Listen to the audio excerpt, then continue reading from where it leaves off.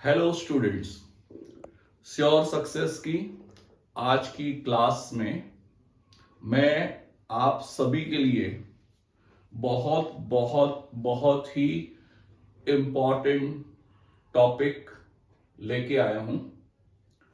ये topic board exam के लिए जितना इम्पॉर्टेंट है उतना ही इम्पॉर्टेंट ये टॉपिक कॉम्पिटिटिव एग्जाम्स के लिए भी है। तो टॉपिक को समझना बहुत जरूरी है। तो चलिए मैं आज का टॉपिक आपके साथ डिस्कस करता हूं। आज का जो टॉपिक है वो है torque on a dipole in uniform electric field.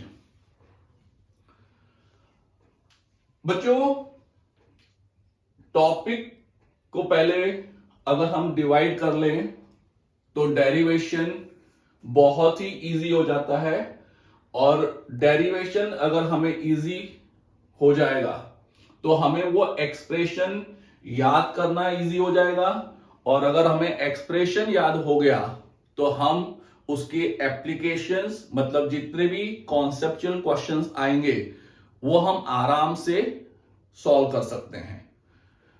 मैं टॉपिक को 3 पार्ट में डिवाइड कर देता हूं। सबसे पहला टॉपिक जो है पार्ट है वो है डाइपोल। हमने पिछली क्लास में भी डाइपोल के बारे में डिस्कस किया था। डाइपोल क्या है, डाइपोल की स्ट्रेंथ हम कैसे लिखते हैं, ये सब आपके साथ मैं डिस्कस कर चुका हूं। दूसरा पार्ट जो है वो है यूनिफॉर्म इलेक्ट्रिक फील्ड। ये दोनों से हमें ये चीज समझ में आता है कि जब भी हम डाइपोल को यूनिफॉर्म इलेक्ट्रिक फील्ड में प्लेस करते हैं तो उस पे क्या लगेगा बच्चों? टॉपिक में क्लियरली मेंशन है, क्या लगेगा? टॉर्क लगेगा। 11th क्लास को थोड़ा सा याद कर लीजिए तो आपको समझ में आ जाएगा कि टॉर्क क्या होता है। तो चलिए अब हम अपना डेरिवेशन स्टार्ट करते हैं इन 3 पार्ट से। सबसे पहले हम ले लेते हैं यूनिफॉर्म इलेक्ट्रिक फील्ड। बच्चों, आपको पता होना चाहिए कि यूनिफॉर्म इलेक्ट्रिक फील्ड कैसे बनाते हैं। यूनिफॉर्म इलेक्ट्रिक फील्ड के लिए हम पैरेलल लाइंस बनाते हैं, लेकिन सिर्फ पैरेलल लाइंस बनाना सफिशिएंट नहीं होता है। यहां पे हमें एक चीज और भी ध्यान रखनी होती है कि जो हम पैरेलल लाइंस बना रहे हैं वो इक्वी स्पेस्ड होनी चाहिए। मैं जो ये वर्ड बोल रहा हूं उसको अच्छे से ध्यान रख लीजिए, इक्वी स्पेस्ड, ठीक है। और यहां पे बच्चों देखो, मैं अपने स्टूडेंट्स को ये गाइड करता रहता हूं क्योंकि जो आपकी आंसर शीट होती है वो रूल्ड होती है। तो रूल पेपर में पैरेलल लाइंस बनाना बहुत ही इजी होता है और वो लाइंस इक्वी स्पेस भी होती है। तो मैं सिर्फ अपने बच्चों को यही बोल देता हूं कि वो जो लाइंस बनी हुई है उसको डार्क करके एरो बना दो, तो आपके पैरेलल लाइंस और इक्वी स्पेस भी बन जाएगा, वो यूनिफॉर्म इलेक्ट्रिक फील्ड हो जाएगा। तो ये मैंने बना लिया सबसे पहले यूनिफॉर्म इलेक्ट्रिक फील्ड। अब मुझे इसमें डाइपोल को प्लेस करना है, तो मैं डाइपोल को प्लेस कर रहा हूं। कल हमने बात की थी कि डाइपोल का मतलब होता है two equal and opposite charges. तो मैं एक चार्ज ले लेता हूं -q और दूसरा चार्ज ले लेता हूं +q। कल हमने बात की थी डाइपोल की लेंथ, तो ये जो डाइपोल की लेंथ होती है उसको मैं डिनोट कर रहा हूं 2a से। अगली वीडियो में हमने ये देख लिया था कि डाइपोल की स्ट्रेंथ हम रिप्रेजेंट करते हैं डाइपोल मोमेंट से, और डाइपोल मोमेंट एक वेक्टर क्वांटिटी है और जिसकी डायरेक्शन होती है माइनस Q2 प्लस Q, तो इसलिए मैं यहां पर डाइपोल मोमेंट बना दे रहा हूं, जिसको हम P से डिनोट करते हैं, और उसकी डायरेक्शन हो जाएगी माइनस Q2 प्लस Q। अब हम आगे बढ़ते हैं कि डाइपोल का मतलब है दो चार्जेस। बच्चों आई थिंक आपको याद ही होगा कि जब हम किसी भी चार्ज को इलेक्ट्रिक फील्ड में प्लेस करते हैं तो उस पर फोर्स लगता है, लेकिन चार्जेस दो तरह के होते हैं, इसलिए हमें यहां पर एक चीज याद रखनी पड़ेगी कि जब पॉजिटिव चार्ज, ये बच्चों याद रखना बहुत जरूरी है, क्योंकि जब पॉजिटिव चार्ज इलेक्ट्रिक फील्ड में होता है तो जो फोर्स की डायरेक्शन होती है, फोर्स वो होता है in the direction of electric field. देखिए बच्चों, ये पॉइंट याद रखना बहुत जरूरी है, क्योंकि जब भी आपके पास पॉजिटिव चार्ज होगा इलेक्ट्रिक फील्ड में, तो अगर आपको ये कॉन्सेप्ट समझ में आ रहा है तो आप इजीली बना सकते हो कि पॉजिटिव चार्ज पे जो फोर्स लगेगा वो इलेक्ट्रिक फील्ड की डायरेक्शन में होगा। देखिए, फोर्स की डायरेक्शन तो हमने बना दी, लेकिन यहां पे बच्चों एक चीज और जरूरी है, उसका मैग्नीट्यूड। तो मैग्नीट्यूड कैसे लाएंगे? तो मैग्नीट्यूड के लिए आप फॉर्मूला याद रखो, इलेक्ट्रिक फील्ड होता है फोर्स अपॉन टेस्ट चार्ज, लेकिन हमारा यहां पर टेस्ट चार्ज क्या है? Q।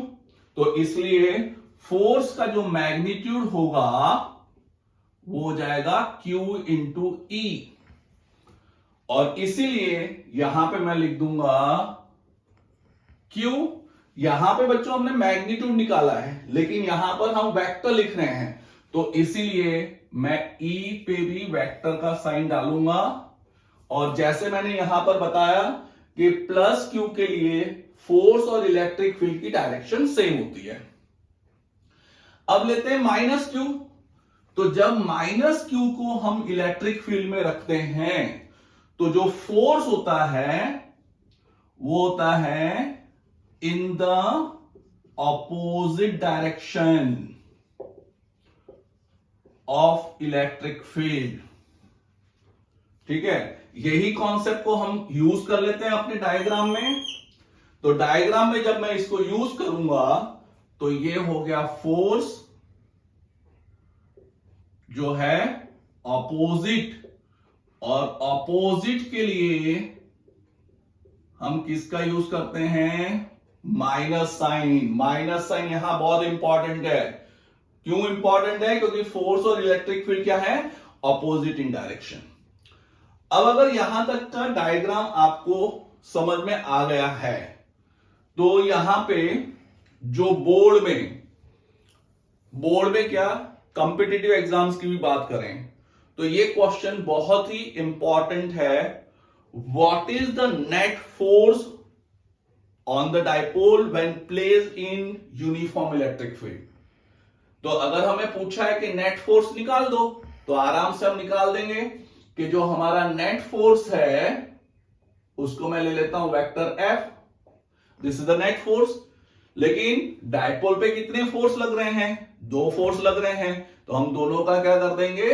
प्लस कर देंगे। तो ये हो गया Q vector E plus minus Q vector E।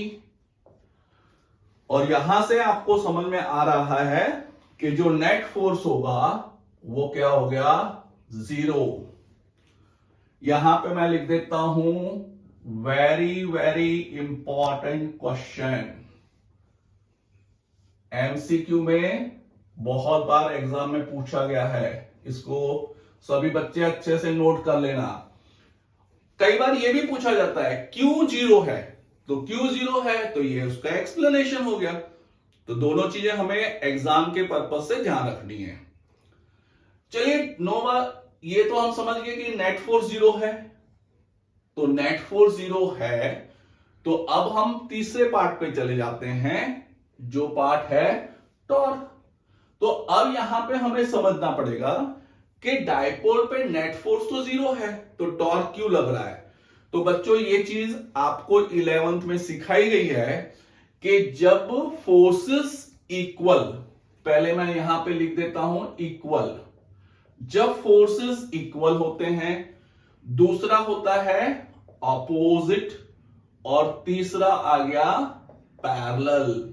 जब forces equal, opposite and parallel होते हैं तो कपल्ड फॉर्म होता है, और इसीलिए हम कहते हैं कि डायपोल क्या एक्सपीरियंस कर रहा है, टॉर्क एक्सपीरियंस कर रहा है। तो अब टॉर्क क्यों एक्सपीरियंस कर रहा है उसका भी हमने जस्टिफिकेशन दे दिया, क्लियर। लेकिन हमारा डेरिवेशन अभी कंप्लीट नहीं हुआ है, हमें टॉर्क को फाइंड भी करना है। तो हम 11th क्लास को थोड़ा सा रिकॉल कर लें, तो टॉर्क होता है either force into perpendicular distance. अब देखिए यहां पे ईदर फोर्स क्यों लिखा है, ईदर फोर्स इसलिए लिखा है क्योंकि दोनों फोर्सेस कैसे हैं, इक्वल। तो आप दोनों में से किसी भी का मैग्नीट्यूड यूज कर सकते हो। तो मैं यहां पे लिख देता हूं Q इंटू ई। अब परपेंडिकुलर डिस्टेंस कैसे फाइंड करेंगे, तो परपेंडिकुलर डिस्टेंस फाइंड करने के लिए हम यहां पे डायग्राम में ट्राइंगल बना लेते हैं। ये ट्राइंगल में अगर इसको मैं नेमिंग कर दूं तो ये A है, ये B है, ये C है। तो जो AB है वो परपेंडिकुलर डिस्टेंस है, तो मैंने यहां पे लिख दिया AB, ठीक है। अब देखिए बच्चों परपेंडिकुलर डिस्टेंस कैसे फाइंड आउट होगा, तो उसके लिए हम थोड़ा सा समझ लेते हैं कि इनिशियली हमने डायपोल को कैसे रखा हुआ है। तो डायपोल को हमने रखा हुआ है एट सर्टेन एंगल, तो वो एंगल है थीटा। तो पैरेलल लाइंस हैं, पैरेलल लाइंस है तो कॉरस्पॉन्डिंग एंगल्स इक्वल होते हैं। तो इसीलिए अगर ये एंगल हमने थीटा लिया है तो ये एंगल भी क्या हो जाएगा, थीटा हो जाएगा, ठीक है। और अब गिवन ट्राइंगल के लिए अगर मैं आपको ये कहूं कि राइट साइन थीटा, अब मैं यहां पर साइन थीटा ही क्यों सिलेक्ट कर रहा हूं, क्योंकि आपको पता है साइन का मतलब होता है ऑपोजिट, और ऑपोजिट ही हमारा परपेंडिकुलर डिस्टेंस है। तो इसलिए मैं यहां पे साइड में थोड़ा सा लिख देता हूं कि फॉर ट्राइंगल